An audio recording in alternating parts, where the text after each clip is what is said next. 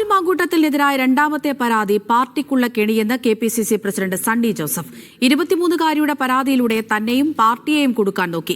മാധ്യമങ്ങൾക്ക് നൽകിയതിനു ശേഷമാണ് തനിക്ക് ഇമെയിൽ ചെയ്തത്. രാഷ്ട്രീയ നിയമവശങ്ങൾ പരിശോധിച്ച് തന്ത്രപൂർവ്വമാണ് ആ പരാതി തയ്യാറാക്കിയത്.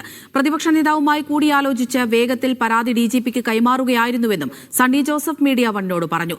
ഷാഫി പറമ്പിലിനെ തകർക്കാൻ CPM ഗൂഢാലോചന നടത്തുകയാണ്. PV അൻവറിനെ ഒപ്പം കൂട്ടാനാണ് കോൺഗ്രസ് തീരുമാനമെന്നും സണ്ണി ജോസഫ് മീഡിയ വൺ വോട്ടുപാതയിൽ പറഞ്ഞു.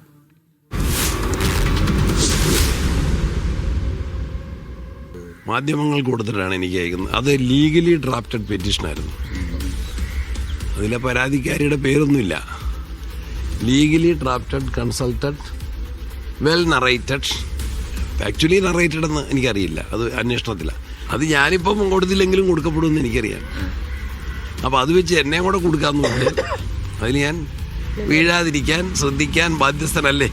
ഷാഫിയെ പേരാമ്പ്രയിലെ പോലീസ് ആക്രമിച്ചു. എന്നിട്ട് ഷാഫിയുടെ പേര് കള്ളക്കേസെടുത്തു. പാലക്കാട്ടെ വിജയത്തിൻ്റെ ഉത്തരവാദി ഷാഫിയാണെന്ന് എല്ലാവർക്കും അറിയാം.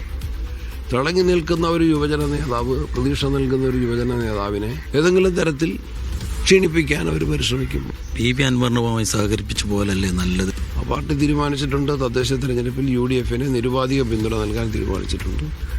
ഇനിയുള്ള അസംബ്ലി തിരഞ്ഞെടുപ്പിൽ അവരുമായിട്ട് യോജിച്ചു പോകാൻ കഴിയുമെന്നാണ് ഞാൻ കരുതുന്നത്.